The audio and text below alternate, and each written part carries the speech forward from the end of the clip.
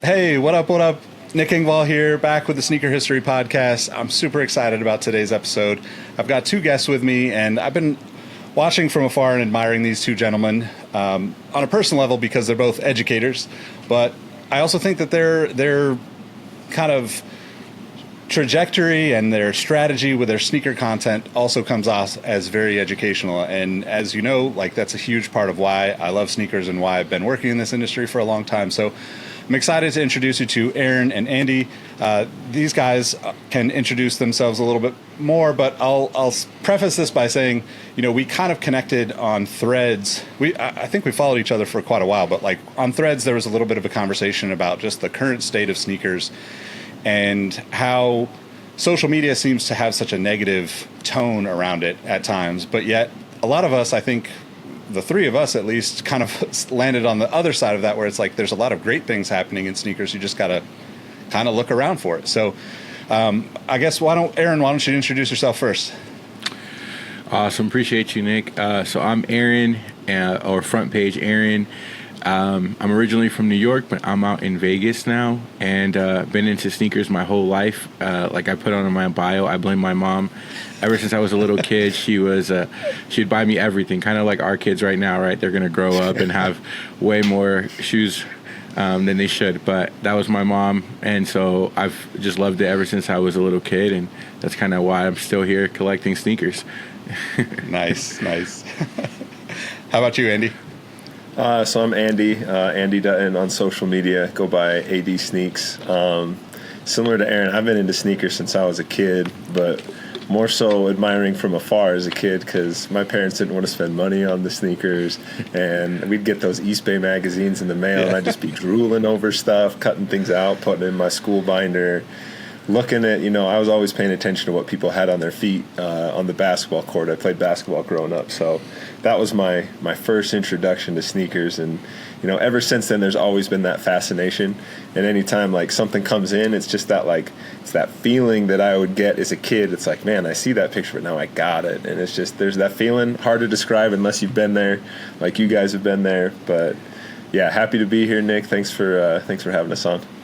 Yeah, of course. I 100% relate to that. Like I've probably told this too many times to our podcast listeners, but I have three siblings, two brothers and a sister, and growing up in the house, we always had, basically 5 East Bay subscriptions for, like, my mom had hers, like the kids all had theirs, but, mom's was kind of the default stays in the bathroom or stays in the living room, and like everybody else, because, we would be fighting over what was actually circled in those magazines, or like you would go and like the shoe that you wanted to cut out and put in your binder at school was gone already. So can totally relate. And the East Bay thing's really kind of near and dear to my heart, because I don't know if you guys know this, but I was actually able to like build that East Bay blog when it started. Like that was my responsibility when I worked for Soul Collector magazine. Wow. So it was kind of the first, like, wow, this is like sneaker content is like the gateway drug to all things sports and business and all this stuff for me. So it's always cool to hear people that have similar experiences. And like I think the East Bay is one of those things that, even though like it probably is a little bit more nostalgic on the like older side, going back into the 90s, early 90s, it seems like even generationally, there's this like common connection through, like, where people can remember like the first time they saw KD or a LeBron cover issue from, like 2009 or 2012 or something like that. Yeah. So it's cool to hear that. One fun fact, I mean, this is like a little sneak peek. I've been shooting a little bit. I haven't been posting as much, but I just filmed a video called about Soul Collector, and it's basically like asking like what happened to Soul Collector and going through some of the collabs that I mean, like so many, the Gary Paytons, there's so many Soul Collector shoes that the LV Cowboys, the Dunks, right, like out here in Vegas. But man, I think a lot of people don't realize before Complex bought it, like how like important Soul Collector was to sneakers. Yeah, I mean, I definitely, I think I look back fondly at that time, like I got to work on the magazine before it went away, and was a part of launching a few of the collab shoes, and like it was such an important part for the community of people that are passionate about sneakers. But it was before social media had us have these little, this is not the right word, but like the little cliques, and like it's like we all collectively have our own unique audiences, but there's so much overlap. And then at the same time, if you put all the people in the room that follow all of us, 99% of them are going to get along and become best friends, because it's like, I obsess over this stuff too, But on the internet, we have, at this point with social media, we have so many of these little weird, like, people just read into things too much, or somebody's just mad and they're posting some nonsense on somebody's comments. And but Soul Collector, I wonder that too. I'm going to be looking forward to your video.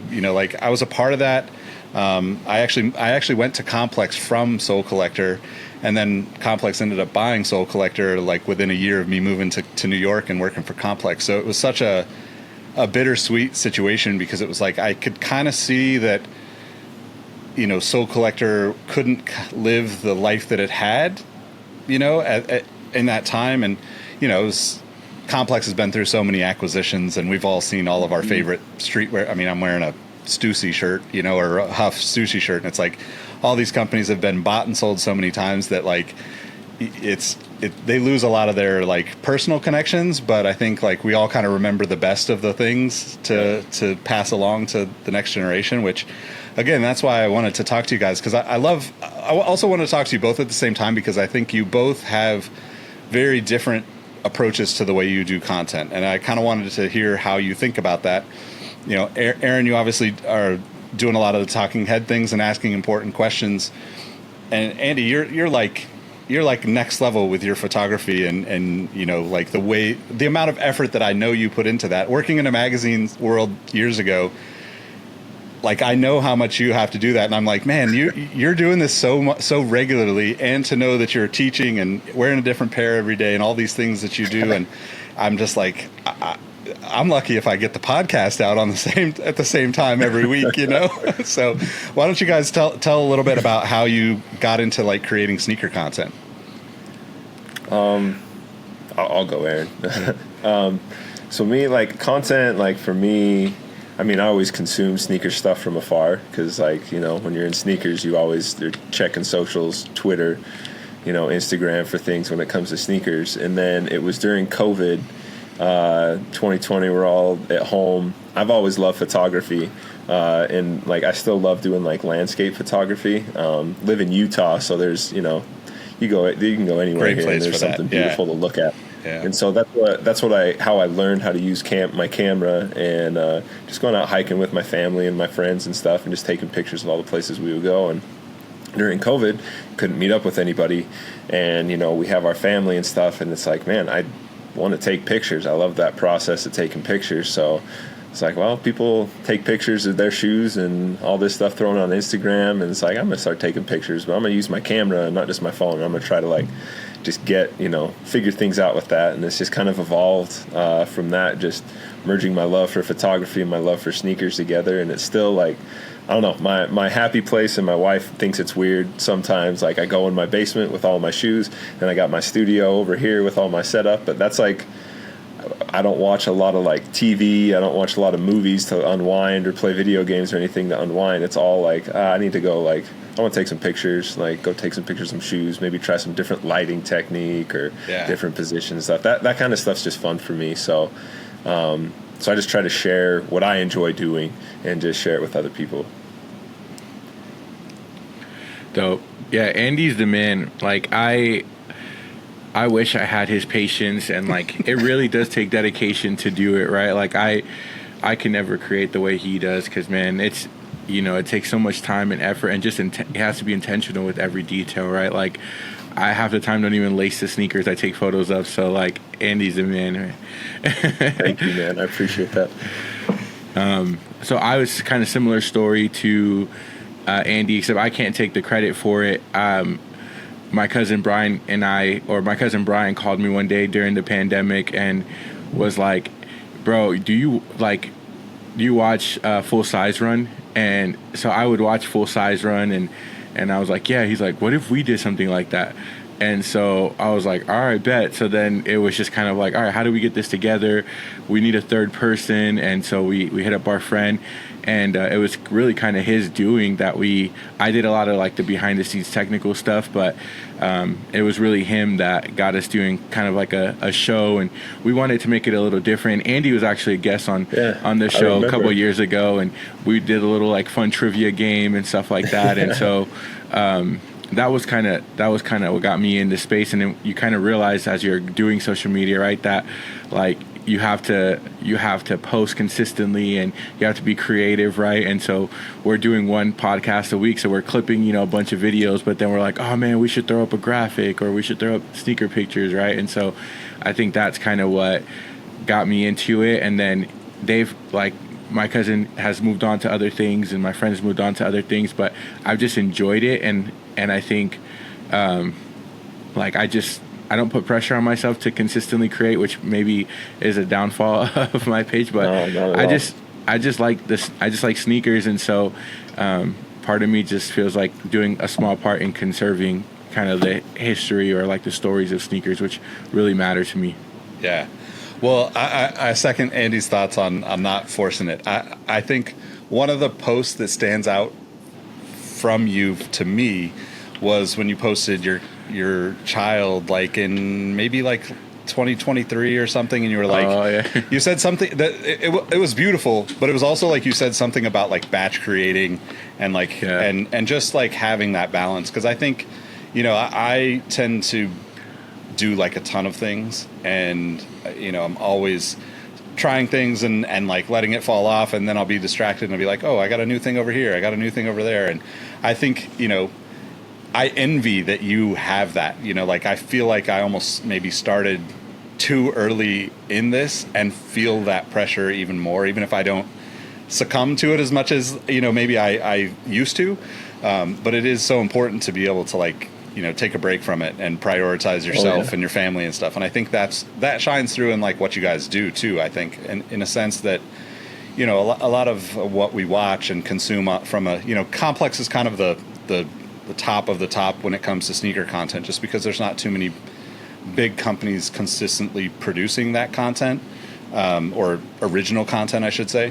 And I think that, even working at Complex back a decade plus ago, we were cranking out, the list that they've been doing recently, doing the best dunks or the best whatevers and best collaborators. Yeah, and like those are things that we were doing like multiple of those a week back in 2012 or whatever when it was that I was there. And managing that team of people was just such it was challenging, because you get so excited about it, and that's what makes it hard to stop. It's like it's really easy when it's like, if I was writing about something I didn't care about, or putting together these like roundtables with people that I just had no interest in actually having a relationship with. But when you care about it, it's like, how do you turn that off? And I think that's like such an admirable thing. So definitely don't sell yourself short on that one. Yeah, I'm like Andy though. Like this is my space, like my office and stuff. And I tell my wife the same things. Like if I'm feeling overwhelmed with work or anything else, like I'm like, I need to go shoot some content or like take pictures of shoes, Yeah. And it really is therapeutic. Yeah, it is. You're just alone with the stuff that you enjoy doing, and it's just like, I mean, people have their weird things, maybe not even weird, but just things that they like to do to unwind. And this is what we like to do to unwind. So yeah, it's being consistent. Like I remember early on when I first started, like initially I started because like some of my friends were like, oh, you like shoes, like you should like make a new Instagram page and like post your shoes so we can see what you got. So my initial goal was to just like start, and then once I got to the end of my collection, I'd be like, all right, we're cool, we're done.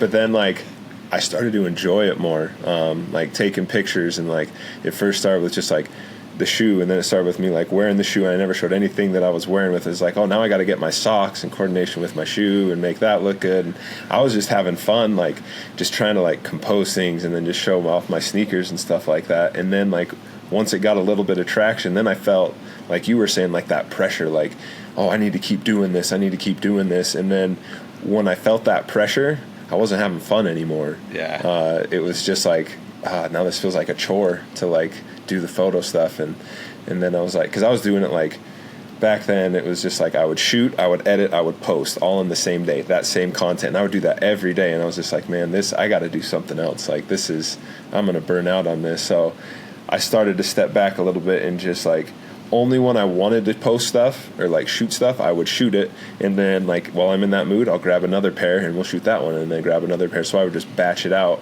while I'm in the mood to do that. And then like maybe the next day comes around and I'm like, okay, I'm going to just take a break and, spend some more time with the kids. And so, I mean, trying to do it, and I preach this, like creating for the algorithm or creating for metrics or insights or, all this stuff, that's not fun. Like we create because we want to connect with people. We want to share with people, the same passion that we have over sneakers. So like that's the true meaning behind it. And just being able to connect with like you guys. I mean, that's how I met Aaron. And like we text here and there, we DM here and there about teaching and life and stuff. And that wouldn't have come about if it wasn't for social media and connecting. Like that's the best part of all of this is just connecting. 100%. Yeah, like my kind of go-to saying when it comes to sneakers is like it's actually not all about the shoes. I know we were taught that as kids, but it's actually all about the people. Like you don't really like I couldn't tell you the last time I met up with a friend and was like actively looking at their feet. It's more like at first you're like, yeah, that's what you connect on. You're like, showing off the thing, and then you like you're saying, it's like months, years down the road, it's like, well, no, we're friends beyond that. We're talking about life stuff, teaching kids all the things. So, but yeah, I 100% agree with you. I think the other thing, like around your content and like kind of, I think probably, like one of the things that I admire about what you do on the teaching side was like your daily sneaker posts, right? Mm-hmm. I've tried to do that probably 5 different times in my life and just go through a full year because I unfortunately for many years have not had self-control and just bought way too many shoes and have like a storage unit of shoes. And, it's not admirable. It's one of those things where I'm like, just don't do what I did and you'll be fine if you're into sneakers. But it's also been like an incredible like journey for me to be able to meet all the people that I've met. And I have so many friends that like, because one of us was like, oh, I like those, and next thing you know, you're like, you're taking the families out to eat together and all this stuff. So, but your daily sneaker post for the students, I think, is really interesting because as somebody who, again, like you were saying, didn't really grow up having that, I connected to one of my like mentors who was a teacher for me both in 5th and 6th grade, and he got me into hats. So I've collected hats since I was a 5th grader, basically. And, he actually kind of got me into sports a little bit heavier. I got into basketball more. I got more into like the nuances of like baseball. I'm a big baseball fan anyway. My family is big baseball fans or are big baseball fans, but he kind of like pushed me to look at it in a different way. And I think that that's so cool for you to be able to do that. And like, I would imagine that like, even just talking about sneakers to your students just completely breaks down barriers that most kids have with their teachers. Yeah, I mean it's initially from like the get out, like first day comes in, like I mean now I guess I've built up a little bit of a reputation at my school, so kids like know that I like sneakers, so they'll come in anyway. But like when I started being more conscious about wearing stuff to school that I wanted to, kids like you'd see the kids like look at your feet and then they'd be like, and then like the next day it'd be like they'd turn into a compliment or a comment, and then the next day after that you're just like going back and forth with the kid, and it's fun, just because like anything, and I mean even outside of sneakers, just in education in general, like if the kids can see that their teacher is like a real person, that they have interests outside of what they're trying to teach their kids, like it's instant buy-in. And because I remember as a kid growing up, those were the teachers that I liked, the ones that had like, some personality, would talk about their lives. Yeah. Like they want to get to know you as a person, not just as a teacher and as a student. And so there's that connection piece there. And yeah, I mean it's been fun, and with wearing shoes to school and stuff, and then trying to get kids always showing me like their got 'em screens on sneakers. And sometimes I'm happy for them, sometimes I'm not, because if I don't hit and they do, like it's like, bro, who's paying for that? Like you just hit. I know that's not your credit card. Like, do you steal your mom's card and set up that account? Like, what'd you do, buddy? Well, now it's cool because it's more than just like the PE teachers that have sneakers at school, right? Facts. Like I think growing up, it was always like the PE teachers or the basketball coaches that always had, and you came to expect it, right? And then their stereotypical teacher had on like, the dad shoes and whatnot.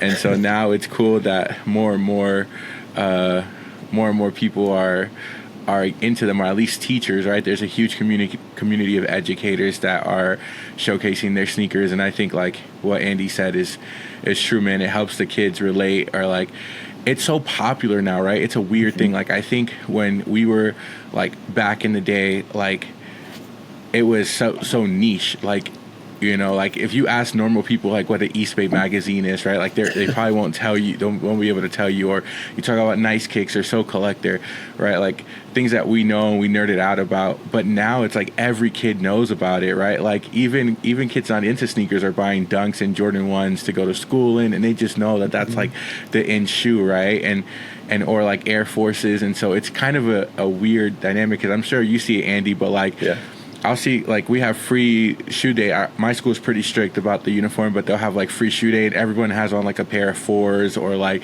a pair of 1s. I'm like, I didn't even know you like shoes, and a lot of times they don't, but they know that that's the cool thing to wear now, Exactly. Yeah, it's so different because, like you were saying, as a kid growing up, like, I got into sneakers because of basketball, and so, like, after basketball season was over, I was always like super hyped to wear like my basketball shoes, like not on the court anymore, and wear them, around the hallways and, do all that stuff. But like the only people that really seemed to like want to do that were the guys that I played basketball with, or like any of the kids that were like into sports. There wasn't like this like, oh, everybody's getting like, I mean, in my day it was and one Tai Chi's. That was like the business.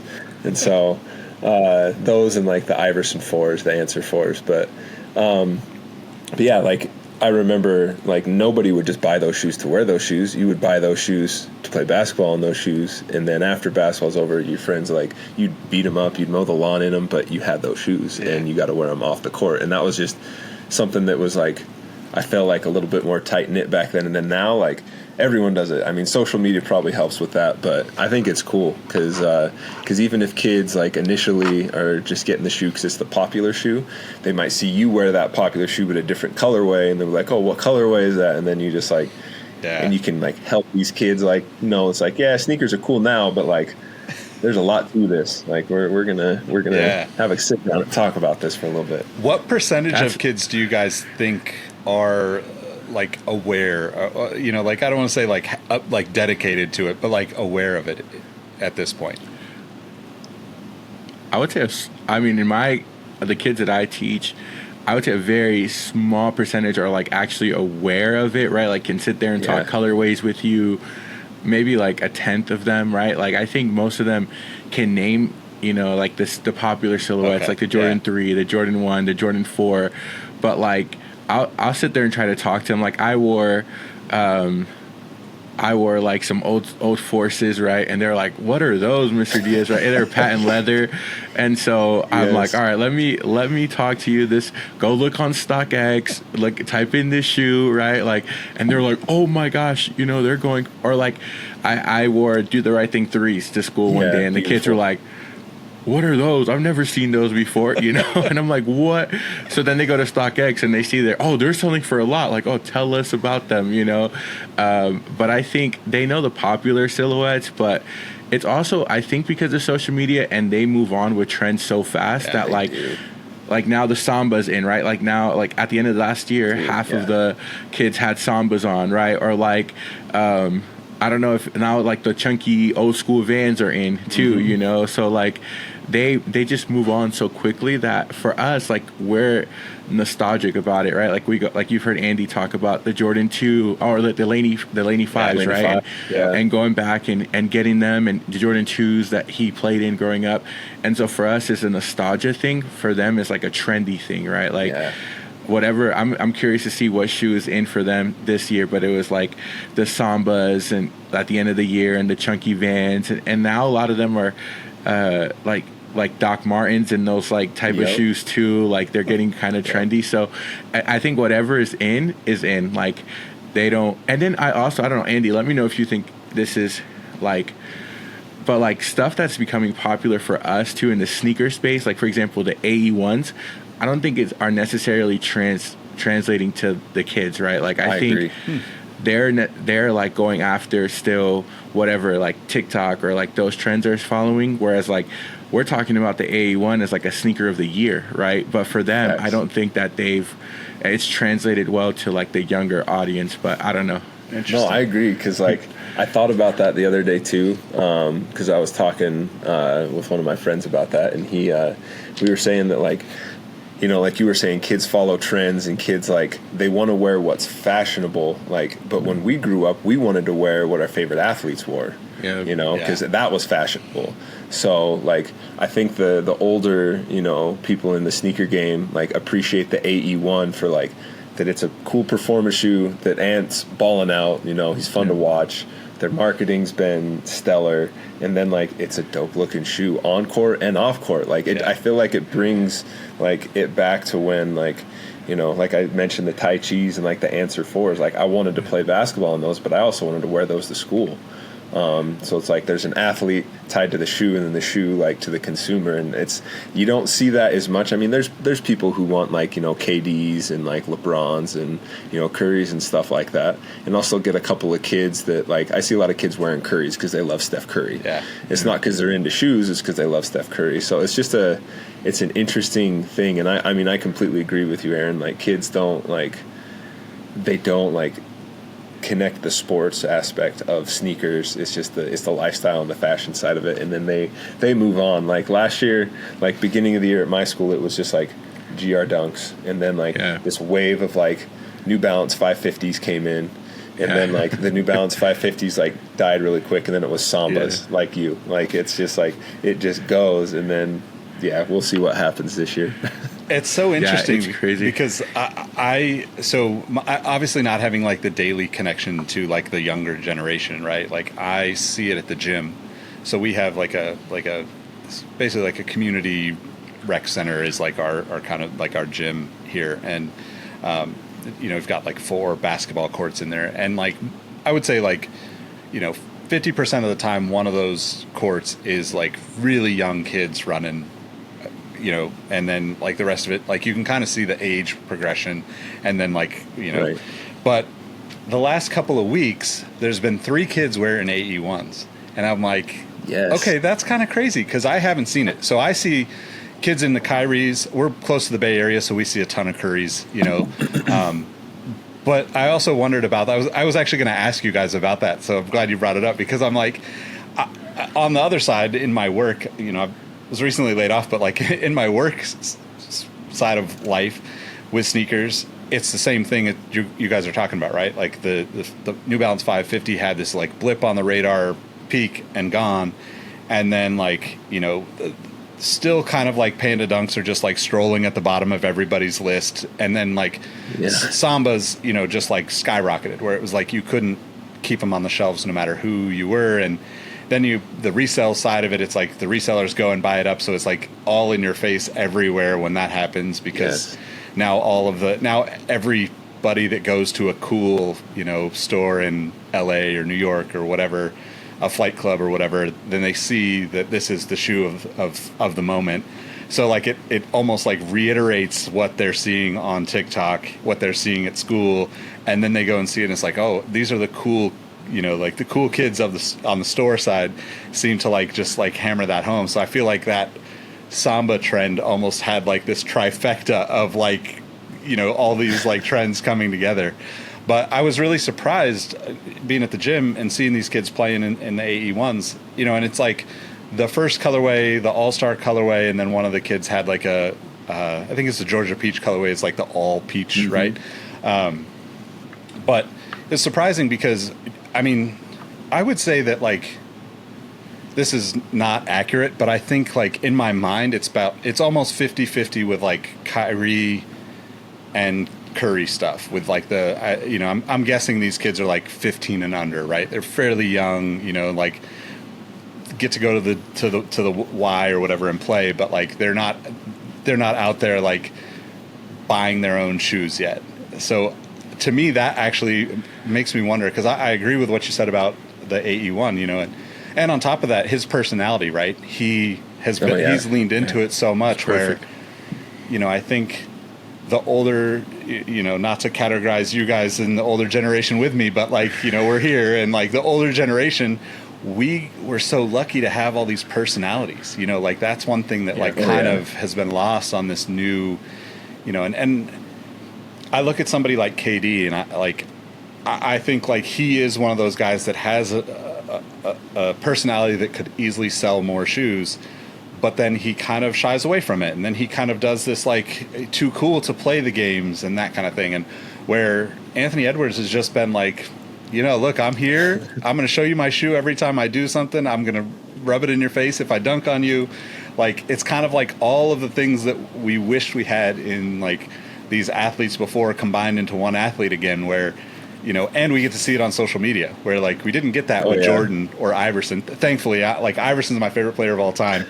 But like, if Twitter or Instagram existed in the 90s, both those guys would have lost everything that they've ever done. Oh my gosh. Yeah, so, they would have been done. They would have been canceled so quick. Yeah, a lot of the dominant personalities in the league though are like very laid back like that though, right? Like I think as this league has become almost more skilled and less like, you almost had to play with a chip on your shoulder back in the day because everyone was aggressive. It was like, I think in a lot of ways, I was having this conversation with a friend, but like the league was kind of like a lot of these kids like meal tickets, right? Like a lot of people that came up. Now you're seeing like, not that it's not the majority of them anymore, but now you have like the Bronnies and a lot of these kids that are growing up that their dads play in the NBA or play G League, and they grew up a little nicer. They went to prep schools, right? Like and so I feel like we're seeing a league that's a lot more skilled, but at the same time, like, like Jason Tatum, right? It's like very mellow guy, right? But he's one of the faces of the league. He just won a chip, but like it's not a Kevin Garnett winning the chip moment, right? Where like Kevin Garnett was a dog and like Jason Tatum is super good, but like we just don't have those personalities anymore. And I think Bron's my favorite player of all time, and I think partly is due to him. Like he's never been that like vocal, and he's the face of the league for so long, right? And so I think a lot of the other players kind of assimilated to that, where it's now you have Anthony Edwards who's like, bro, I don't care who you are, I'm gonna talk, I'm gonna go at you, and then it sells the shoe, right? Because people, like, I think that's why people love Kobe's now, right? Like they've kind of made this resurgence, but all you hear is about that Mamba mentality and all these things. So yeah, we don't have the personalities like we had, like Iverson and obviously Jordan and Kobe and Shaq, right? Like all these guys were big personalities in the league, and now it's everyone's kind of mellow. Like even Curry, right? He's as big of a star as he is. Curry's like just so chill. Just chill, right? Like so it's hard to, it's just the league has changed in that way. Yeah, and I think too, as far as like, the signature sneaker stuff. And how that relates to that is like early on, like with the Shaqs, with the Charles Barkleys, with the Iversons, and the Jordans, there was like a select few people that had their shoe, and now it seems like, and maybe it's just so like overwhelmingly like Nike Jordan that it's like, man, I swear, like, and not a knock on them, but I swear like the latest like PG and Giannis and LeBron and all their shoes, they tend to look really similar, and it's like there's not a ton to like differentiate between some of those. And then I think where Ant comes in, it's like Adidas. We know some of the Adidas athletes. You got Donovan Mitchell and Dame. They're big ones, and James Harden. But then like I felt like the Harden line, like people liked it, but it was just like, okay, another Harden, like they're used to it. But then like Ant came in with like that shoe, and then just what he's doing, and like you guys said, the personality, like it was just perfect storm, I think, for that shoe. Just contrast the stuff that's going on with like Jordan, Nike, contrast like the personalities that are going on in the league, and then just like it's been cool to watch. Yeah, totally. So I think that you brought up something that's interesting that I think will kind of lead us into another part of the conversation I wanted to have. The Nike designs being so similar, or, it feels like we don't have the kind of like pinnacle moments for any of these athletes anymore, right? Like you don't have a moment where PG does this incredible thing or has this incredible commercial the way we used to get that for everybody. Like you're talking about like Charles Barkley, right? And like Nike leaned into his, kind of bad guy, bully, attitude.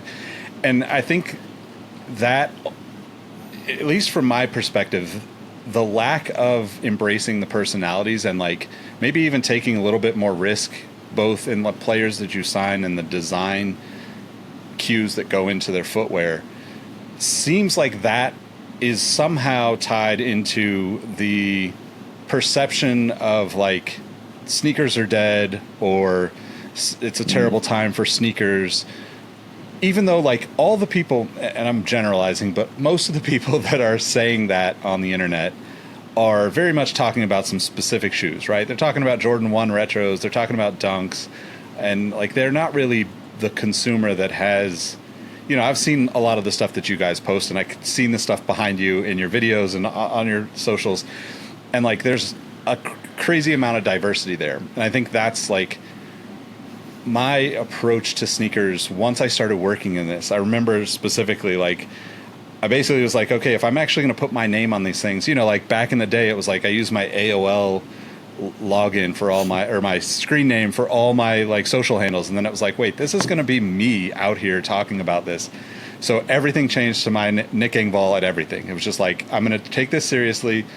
But I basically like tried to buy and wear as many brands as I could, because I wanted people to know that if I was going to write something or say something about a shoe, that it wasn't just about that one shoe. It was about 100 other shoes that I had in my hand and looked at and worn and felt. And like, I wasn't just saying it because, this one costs $50 and this one costs $200. And I think we've gotten to a point where that seems to be kind of missing in the space in a lot of ways. Like the people that get to, and I don't have like, I'm not trying to point out people, but I'm just speaking in generalities about like just the tone around sneakers. And maybe this is just because Twitter has kind of become a little bit more negative in the past like year or two, and it was such a huge place for sneakers for so long. But it feels like people complain about, the sneaker game or whatever it is in whatever way they want to. Like you don't even really need to get specific about it. But it seems like that lack of, and maybe it's on Nike, as they're usually the leader and the pinnacle, brand within the whole industry, to like kind of create that energy and that aspirational content and all of that stuff. But it also seems like on the other side, their retro product has been lackluster and they've saturated the market with it. So like it's not like we're just in this weird spot. So like, I guess I'll just ask you guys, like, how do you feel about where we are, and how do you think we got here all of a sudden? Because it doesn't feel like, for us being in it, it doesn't feel like it's an all of a sudden thing. But I think like there's been like a tipping point in like the percentage of people that are just like, meh, whatever. It's kind of old news at this point. Yeah. No, I think it's I think for me, I think the tipping point was when we started to see like, the economy struggle a little bit. Like everything's going up in prices, gas, food, housing, living costs, everything's going up. So people got to reprioritize, what's important to them. And then, we had the COVID boom, everyone getting their stimulus money, and, I'm not going to lie, I used some on some sneakers too. But like, people had some money to spend, and then like all of a sudden that habit of spending goes down. So I think like sneakers, one of those, really niche commodities, is going to take a hit because of that as well. And so I think that's where you see like reselling declined, because people aren't going to, purchase things for retail. They're definitely not going to be purchasing things for resale during that time.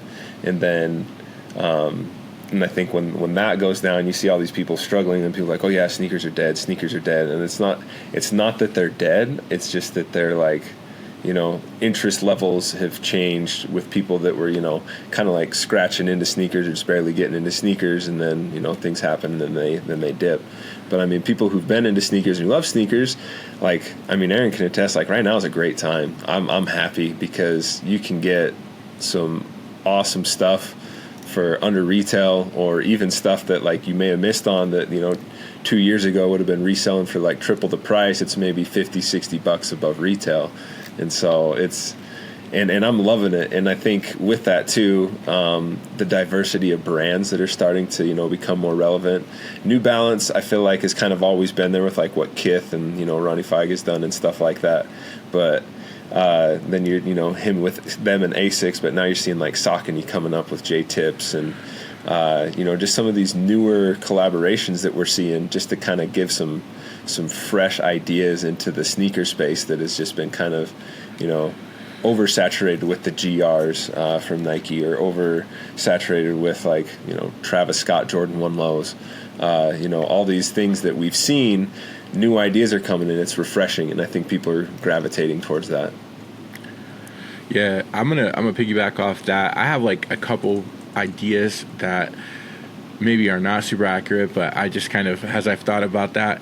But the big one is like Nike didn't have to innovate for so long, right? Like for a long time, they really had no true competitor. Like you could say Yeezy, when he went to Adidas, was like a huge threat to their market share, but for a long period of time, Nike was the sneaker market. And that, not to say that they aren't, right? Like Nike's still the big brother brand, but like the big brother brand, but like what AD said, like now you see these companies that are kind of taking a little bit of Nike's blueprint and are becoming more of a marketing company, right? Like now you're seeing them run more campaigns. You're seeing them tap into more grassroots efforts, right? They're tapping into designers and people that have real ties to communities that can get people behind them. And Nike's kind of stepped away from that, right? Like they had Virgil in like the mid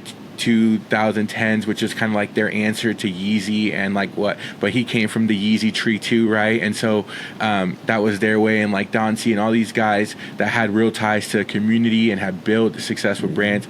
Whereas like now, they kind of, I think, and this is my personal opinion, I don't know anyone at Nike personally, but like I think they got too comfortable. I think they got used to that big boom of people who were interested in Nike Dunks, and they were putting out some dope projects like 2021, 2022 Nike, especially Nike Dunks, were just incredible. But then you start relying on that and you get away from what made you successful, right? Which is like, when's the last time you see Nike do a grassroots event, right? Or like seeding people in the community. Like a lot of what made them successful, they've gotten away from. And other brands have started to do it, right? Like you look at what Saucony is doing. You look at New Balance, especially when they brought on Joe Freshgoods and Salehi and all these people that gave them credibility. And then all of a sudden, they were able to sell their GR product as well, right? Like all of a sudden, Salehi does a 2002R and everyone now wants a 2002R, right? Like they always, like they tapped into what Nike did so well in the past. And so that's my opinion. I think they got too comfortable, and then other brands started taking that blueprint and saying, all right, if we want to have a space, then we need to also we need to also make sure that we're doing what Nike was doing at some point. I don't know if we lost him. I also think that I was waiting for that waiting for it to catch up. Other brands have just put more or made more intentional product.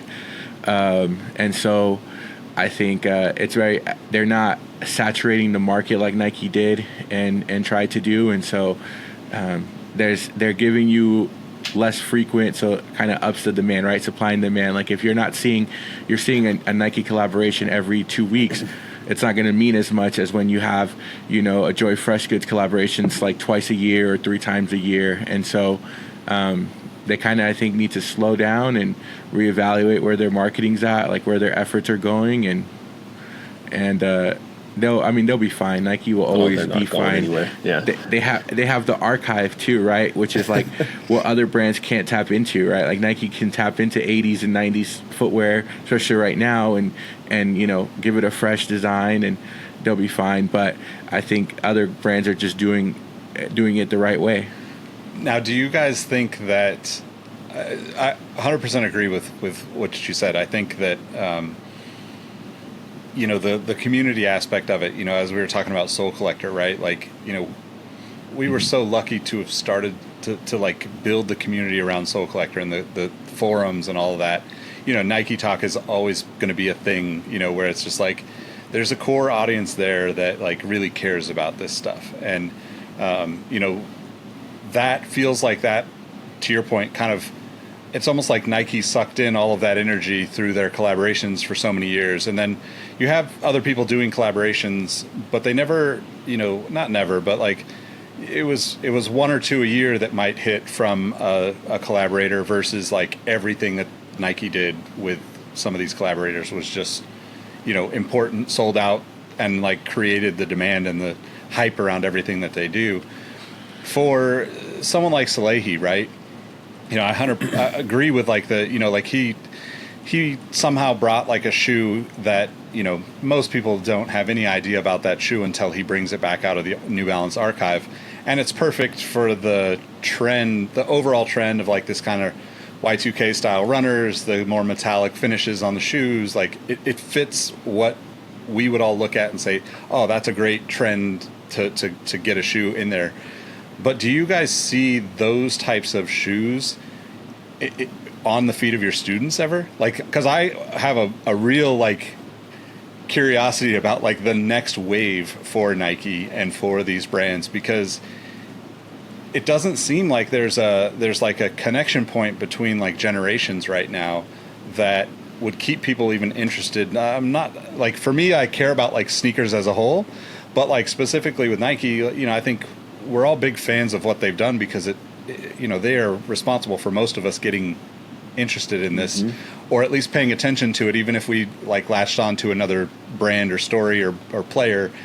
But right now it seems like what's the nostalgia for, the 12 to 13-year-old kids in 10 years and what happens? Is it going to be a New Balance 2002R, or is it going to be like an AE1, Yeah, it'll be some. They'll reminisce with their friends about when Obsidian Jordan 1s were all over TikTok. That's their nostalgia, right? Yeah, it's like it's different. It's just so different. And to answer your question though about the classroom, like I haven't seen anybody wear any like collaboration outside of anything Nike or Jordan has done. Like, interesting. There's no kids that are rocking. I mean, there's 550s. Like kids were wearing 550s, but the runner style New Balances, there was no one rocking those in my school. Yeah, same. I didn't see any kids with them. I don't know if you guys remember the reel I did where I was like I got eaten alive in the comments because I was like Nike, like nostalgia isn't selling anymore, right? Like, and people are like, what are you talking about? Like, I'm 65 and I'm buying Jordans forever. And I'm like, bro, like you're missing the point. That my question isn't like it's selling to us still. Yeah, it's selling to us still, but like there is nothing, other than it's all hype, right? Like these kids relate to hype. And so unless you continue, and that's why I think they say sneakers are dead, right? Like I hear that a lot from the students, like, oh, sneakers are kind of dead, like because there isn't this like hype around this big collaboration, right? I think that's why Travis kind of still holds some like weight, and the kids will always be tied to Travis because they kind of grew up on him and Fortnite and all these things, right? And so, but there is no real like Nike sneaker that's tying them. Like if Jordan went away, like Nike, I don't know if they would hold on to a lot of these kids, right? Like it would be, they're not wearing Air Forces, right? Like they're not wearing Dunks as much anymore, right? Like no that Air Dunk Maxes, wave. Like no Air Maxes. Yeah, like even though we think they're fire, right? Like I'd wear Air Max 1s every day, but like the kids don't. Like their connection was to the hype, right? Was to the trend, and so I'm curious to see like what Nike does to respond to that in 5-10 years when these kids are like the adults with actual buying power, and not using mom and dad's money. Like, are they even going to care about sneakers anymore, right? Like, are they in that generation where it's like, hey, I'm gonna like I don't like I'll buy something to wear, but I'm not gonna like right like we've mass consumed sneakers, right? Because we've seen these ups and flows, and we've been able to buy at low prices and hold on to stuff. Sorry, my alarm went off. But like we've been able to hold on to stuff and buy at low prices and keep it because we care enough. But like I don't know, what they do next. I'm curious to see how long these new trends last, right? Like how long is the Samba gonna be in, right, before it goes back into the shadow realm or back to Europe, right? Like how long, like the 550 basically is dead, right? Like I don't see any. Yeah, I'm not seeing those. I'm not seeing those anymore either. So like it's curious. It's always a guessing game of like what's next, right? Yeah. Well, and it's interesting too because, like we talked about athletes, but I think even like, if you're talking about more recently in the sneaker world, like you kind of have these like, we wouldn't have referred to them as influencers, but like the guys that are running an undefeated concepts, they're absolutely influencing all the people in the sneaker world because they're working with Nike to help them pick the shoe that comes out. Supreme has always done that, brought like random shoes out, even made their own shoes at times. But it's almost as if there isn't really like a consistent, even like with like the, the come up of like streamers and Twitch, there isn't a consistent connection to any of these people the way, like if you think of, Virgil or like you said, Don C, or these guys that like really like connected like culture to like the big corporation. It feels like there's nobody standing in the middle right now. It feels like there's nobody reaching across and saying like, who's going to come do all this cool stuff that you can do when you have access to like the Nike catalog, or whatever that is. And I wonder how that will all play out because it feels a little, I don't want to say depressing. Like I'm going to be excited because it's just going to be more and more discounted shoes.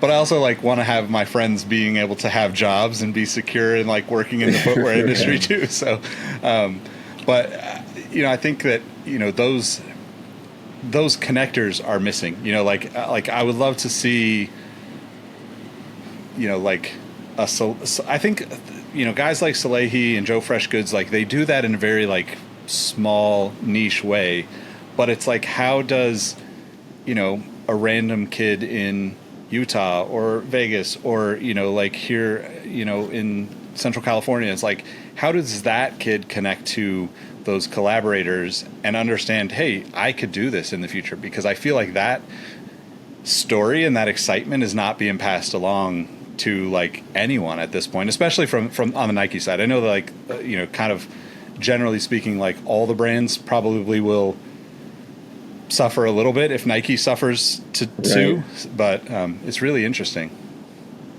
Yeah, no, and it's that reminds me too, because like going back to like classroom, so I teach digital media, so I do like graphic design and photography, like Adobe Illustrator, Photoshop, and Premiere.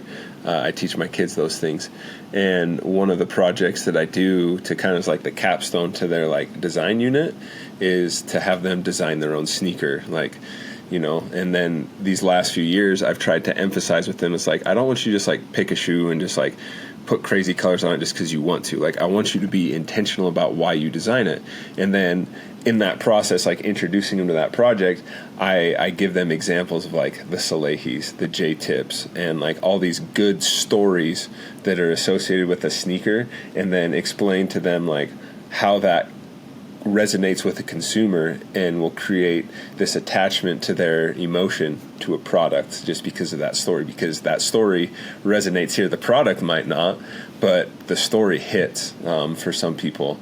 Yeah. And so like when I share that with kids, it's like it's cool to see like some of their their gears turning and the light bulbs coming on, because then you see some of these kids sharing their stories in their lives or things that they enjoy on a sneaker. So they're sharing experiences visually on a design. And, I'm not saying I'm going to, save sneaker culture by any means by doing that to my kids, but like, I think it's cool to, it's a useful skill to see some of these kids be able to share something without saying something, right? Like they can display it artistically And I feel like, the more that's done, even outside of sneakers, if that's done in, art classes or other education classes where kids are able to learn to express who they are and share who they are through a visual medium, hopefully, that can translate into sneakers.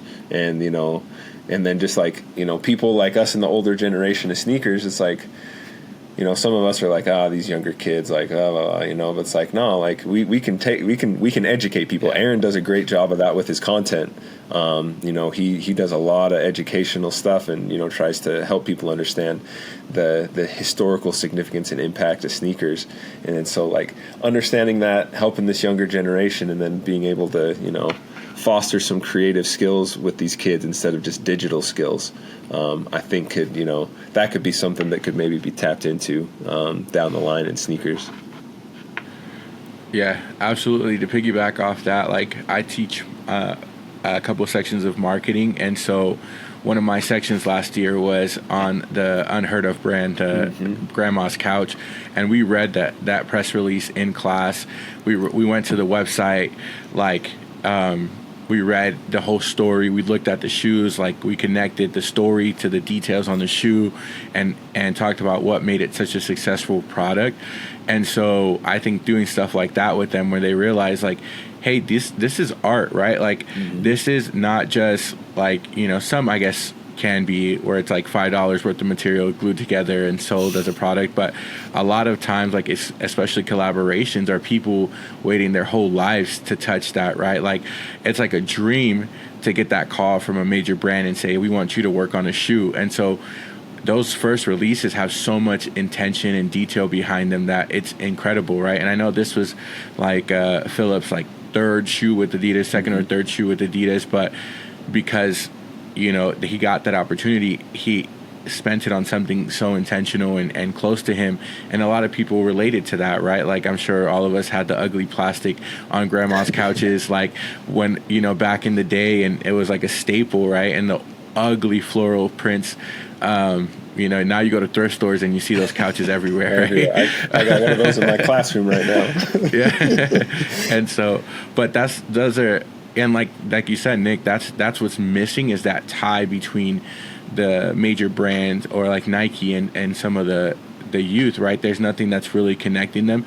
And I think they acknowledge that and they try, right? Like I think Nike signed Kai Cenat to a deal, and I think he obviously has a huge amount of influence with the younger generation, but it's not like he doesn't. It's almost like when Adidas signed Beyonce, right? Like you don't see them as like sneaker people or like fashion people, right? Like he's a streamer that's very talented and funny and whatever, right? He's worked very hard to get where he's at, but there's nothing tying him back to sneakers and the community at large, or like you said, like Virgil to Culture, right? And so that's why nothing has taken off. So I don't know, man. I think kind of what Andy said, like trying to be more intentional with storytelling, maybe more grassroots efforts, like have Nike come and do community events, right, where they give out signature athlete shoes and they kind of bring that excitement back to these kids, right? And they have it's kind of like almost like a huge miss with the EYBL, right? They have this program for basketball that has all the top players in the country, and they get a bunch of free shoes, but then there's nothing beyond that, right? Like, right. And to be fair, like a lot of these kids who play top, they're already like very well off and have no reason to market for Nike, right?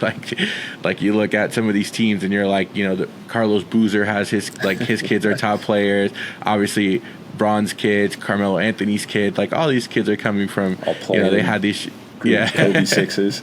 Exactly. And the average kid can't afford that, right? Like a kid in my school can't play in some Kobe Grinches that are going for $600 in the aftermarket. So, they're definitely missing that tie. I don't know what the answer is. Maybe following Andy. Maybe Nike needs to give Andy a job.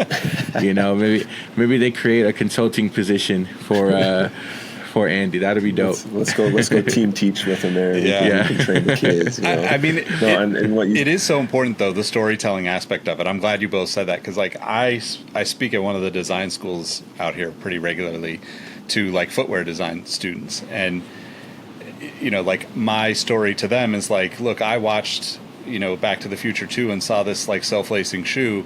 Fast forward, 30 years, and I had a podcast with Tiffany Beers, who made this shoe, and then I pull out a like Hirachi Adapt or an Adapt shoe, and I'm like, this shoe is a 40-year story.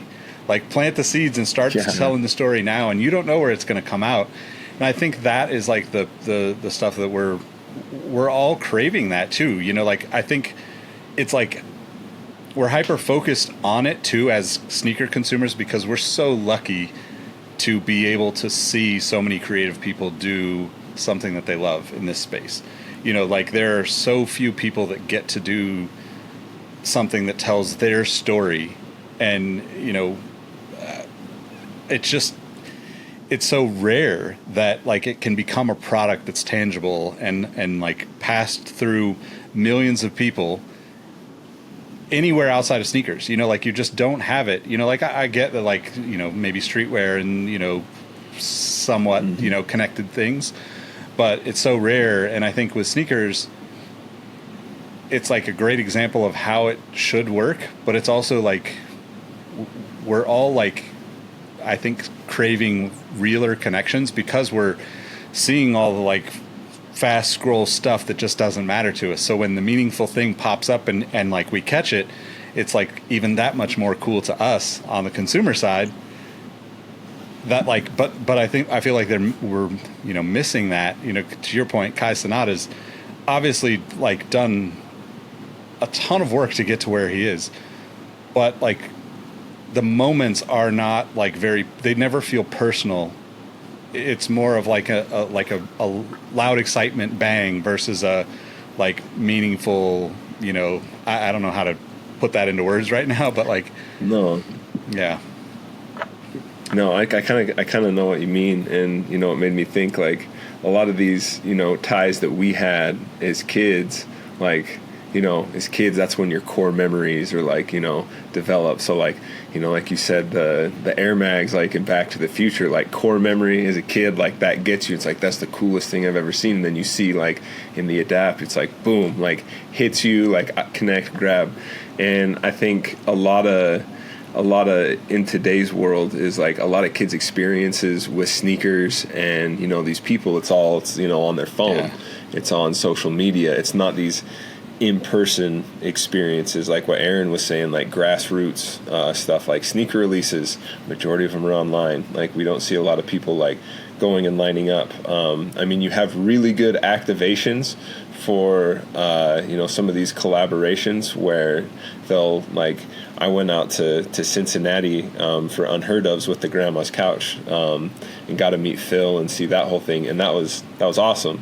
Because like, he had a venue, he had like the whole thing set up, he had his grandma there, you could meet his grandma, and you know, and then he was selling the shoes there too with everything else, and it was beautiful. I mean, and that experience wasn't something that like you see on a phone and get like 5 seconds of stimulation out of, and then you keep scrolling. Yeah. You know, like, that's an experience that you're there, you're immersed, your senses are like, you're seeing things, you're hearing things, you're smelling things, you're experiencing all sorts of things other than just like seeing it. And I feel like those kinds of experiences, if, you know, those can be fostered more with releases, I feel like that can be a key to, you know, sustaining what we love in sneakers and like carrying that forward to future generations of people. Yeah. Very well said. So I've already had you guys on for an hour, and I could keep going for a couple of more. But we usually do a segment called Rockin' and Coppin', where we talk about something we've worn recently, and maybe something we either just picked up or we're looking at picking up. So Rockin' and Coppin' this week for me, it's kind of an old school New Balance 998. This is a shoe that, man, I've had this for a really long time. I don't know if the date is on here, but I don't see it, but yeah, I can't remember the exact colorways, but it was just like the gray blue or the gray GB. What is it? 998 GB, gray and brown, I guess. But super comfy shoe. I'm sure you guys have similar New Balances. The shoe that I've been looking at potentially copying, that 808 Roland Tiago New Balance skate shoe. I don't know if you guys saw it, but it's like, oh, the 480s. Yeah, and it's like the collab between Roland and like, it's like Yeah, that shoe. Is it the tan Yeah, one? it's like kind of a darker. It's like a light tan. It's a darker one. Or maybe it's the. I think. Okay. It's got like tan and orange on the tongue and on the like collar of it. That's right. Yeah, I saw those because I picked up the Jeremy Fish 303 boards. Yeah, that's a great one. I love those. 480 from earlier this year, and it's beautiful. And then I saw those Rollins ones, and I was like, or maybe it was the Reynolds ones. I can't remember, but they were like, I was like, oh man, like New Balance is about to like keep me from stopping by an SBs. Like I'm gonna go get some. Yep. All right, you guys ready? I got 4 boxes. Oh wow. Ooh, boy. Okay. All right. But okay, so this shoe was special to me. I mean, you're from the Bay Area, so this you're wearing the colors right now. But I am looking for the orange pair and the pink pair. But I think just everything that this shoe represented, right? Yeah. Like, obviously, rest in peace, Keith Huffnagel, getting these back. The rollout on these was the best. It was so cool. Yeah. Like, getting the Nike, the Huff Talk, you know? And I think this is, like, all right, this is, like, my back in my days moment. But, like, I think of how much these were sitting. And I'm like, guys, you don't even realize, like what these shoes meant, like how hard people hunted to get a pair of these, and now they're just sitting there. And I was so tempted to double up, and I'm like, dude, I'm gonna buy them up because it'll be another 20 years before we get these again, you know. And it's like, dude, like these, when I saw them sitting, I'm like, come on guys, like you don't realize you're missing out on this gem of a shoe that we wanted to come back so much. Yep. So anyway, so those, I'm on the lookout for the orange and pink pairs. Dude, these next two, I'm just like the biggest fan of. Like, if Nike is watching this, send me all of them. But like the P6000, like I think them. Especially as like educators, right? Like we're on our feet all day and we're walking around and we're interacting with kids. And I think, in my opinion, like I think the 1906R is the best like mesh runner, like looks wise. Like it just, I feel like that's a good shoe, but I would put these like second, like just the different details in them, you know, and they're so comfy and they're affordable, you know, like that's the thing, like you don't have to break the bank to get these, which I feel like, you know, New Balance could get kind of pricey sometimes, even though now, you know, with everything else kind of dying down. And then the Big Brother, you know, I've been rocking these heavy. I still wear some other stuff, but like, man, it's hard to beat comfort. And I think I'm at that point in my collection where I'm like, you know, I think maybe why New Balance is so good now, because people are realizing they're both aesthetically pleasing and and comfortable. Absolutely.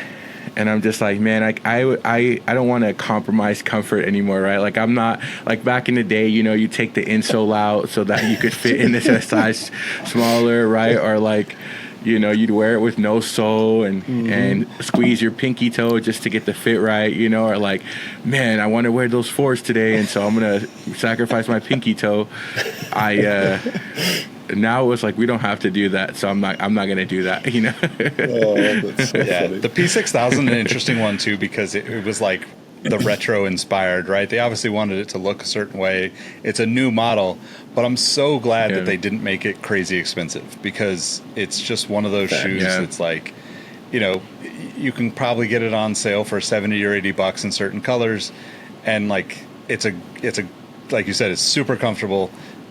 I wish there was more of those like really thought out shoes, especially from Nike. You know, like I expect like the best from them, I guess. So it's like you could do that with so many different, you know, models and styles, and make affordable shoes that are still really cool looking, in my opinion. Yes. Well, back to what AD was saying, right? Like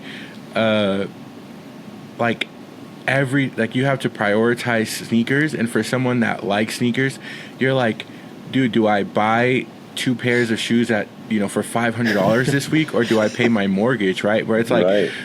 when you buy these, it's like, shoot, I don't feel bad like buying a $70 pair of shoes, or like, like just on SNS the other day, I saw the Pegasus 2K5 and they were like on sale for like $70, and I'm like, dude, I don't even feel bad buying this, because I'm like, $70 is so reasonable. But then you're like, shoot, the new fours are coming out, and Nike just keeps upping and upping the price, which I'm happy for the Nigels tomorrow that are going to be like 160, right? I'm like, all right, that's a fair price point for a collaboration. But yeah, they're almost outpricing their consumer, right? Where it's like, dude, if you want a new pair of Jordans, you have to pay $250 after shipping and taxes to get them, and you're like, man, if you that just two pairs of shoes is a car payment, right? Like, am I really gonna sacrifice my car note this month for two pairs of Jordans the rest of the month? Well, not to mention that, like, if you can get 3 pairs of $70 shoes that are really dope shoes, most of us are going with those 3 over one.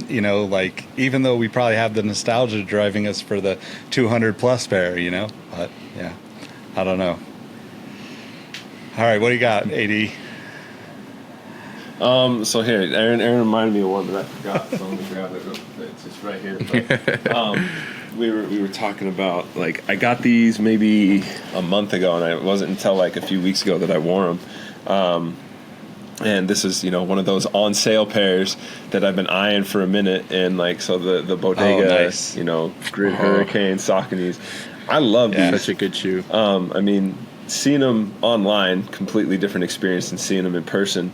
And just like the quality of these things, and for the price point, like I picked these up for, I think it was like $68 or something, like shipped. So I was like, that's a no-brainer for something that's like that. And especially because, Bodega does a good job on their collaborations. Like they do a good job with materials, colors, all that stuff. So yeah, that one, I was happy to get that a month or so ago. But my most recent one that I unboxed and that like I saw and very happy with are the nice Medusa 1906s from Action Bronson. If I remember right, he did these ones as a raffle, right? Like these were the EQL. Yeah, I think so. Yeah, the equal raffle. So yeah, that one I was fortunate to hit on for that. And then I got the Rose Waters. So now I'm just like, nice. Do I buy the Scorpius pair? Like that one for resale. That one's stupid money. It's like, I think it's like $750 in my size. So I was like, eesh. Yeah.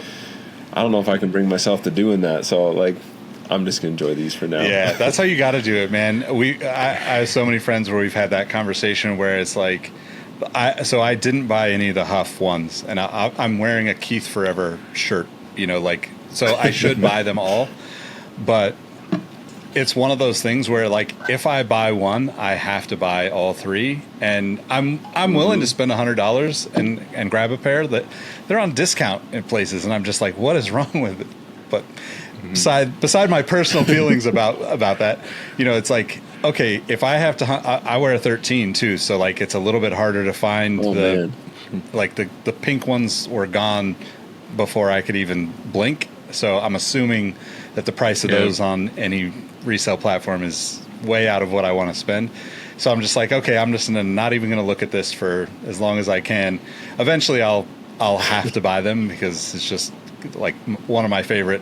I mean, I used to go line up at Huff, like in San Francisco. So it's like it's too personal for me to not go get it. But it's one of those. It's definitely a sneakerhead thing where it's like, once you get one of like a pack or a collaborator where it's like they've done like similar things, you just feel like, oh man, now I got to get that second one. All right, guys. Well, go ahead. Oh no, I think too, like, I think we recognize now too that like everything comes back around, and like I was telling AD Sneaks once, like the De La Soul SB Dunks were at the outlets for $65. Like my Nike outlet here in Vegas, and me and my cousin were like, oh, maybe we should pick up a pair just to have them. We're like, we'll get them later.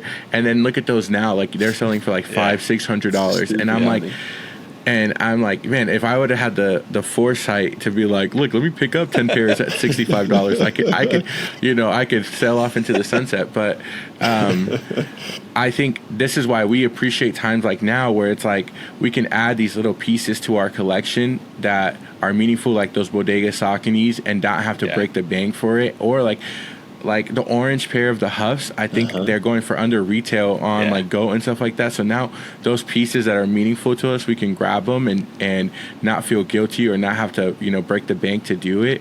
And so we understand that, right? I think a lot of people that are newer and were so invested when the money was so good in it that they were, reselling everything for plenty of money, that they're like, oh man, like this is scary. Where we realize, like, there was a while where you could buy those Delaso Dunks at the outlets or other Jordans at the outlets for less than $100, and it's just the way the market was. And so I don't get too high or too low anymore about sneakers, because I realize, like, there's always another shoe I want. There's always another shoe I'm gonna need for the collection, and so it'll totally come when it comes. Well, I was gonna say, like, I've been meaning to wear these for quite a while, just a general release of the grids, right? Mm-hmm. And I think that's like also this kind of, I'm really excited about the diversification of people's collections at this point, where, this is a $50, I mean, probably if I bought it at 50, it's probably 30 somewhere now,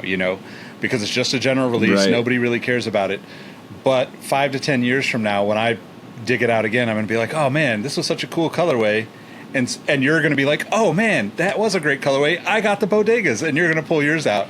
And I feel like we're at this point where that's so broad that, like, 5 or 10 years from now, the people that care about this are just going to be like living life, because it's just like, oh man, I paid $40 for that. I paid $80 for Huff Air Max 1s. And like, so like, it's hard for me to like be negative about this stuff right now, because there's just so much good stuff out there. It's like facts. Guys, I traded a pair of True Religion jeans that I bought at Ross for a pair of Raging Bull 5s back in like 2011, 2010, when True Religion jeans were like the thing, right? Yeah, I remember that. I went to Ross, and there was like a pair there for like $30, and I was like, all right. And I remember texting this guy, and I was like, and he was like, you got anything for trade? And I was like, oh, I got these True Religion jeans. He's like, what size? They were his size. He's like, yeah, I'll trade you for these, 5s. And it's like, so I just went over there with him. He tried them on. He liked them. I'm like, those are the stories that are going to come out, like you said, out of this time, where you look back and you're like, dude, this guy was really like, trade the Raging Bull 5s for a pair of jeans that I bought at Ross. I mean, he didn't know I bought him at Ross, but I got some 5s out of it. That's so good. Oh man. Well, all right, guys, I've had you for an hour and 20 minutes now. I'm obviously, could go on, and hopefully we'll do this again sometime soon. This was a really great conversation, and I'm thankful that you guys were able to make the time for me. But most importantly, make sure that you let everybody know how they can find you outside of the show. Sure. Find me on Instagram, AD Sneaks. And Instagram front page, cool. Aaron. We'll put links to both these guys' Instagram pages, and just again, appreciate you guys taking the time, and looking forward to more content from you, and educating the next generation, I guess, too, on all these sneaker things that we love. So thanks everybody for watching, listening, tuning in. Make sure you leave us a review if you haven't already. We'd definitely appreciate that, and we'll catch you on the next episode. Peace.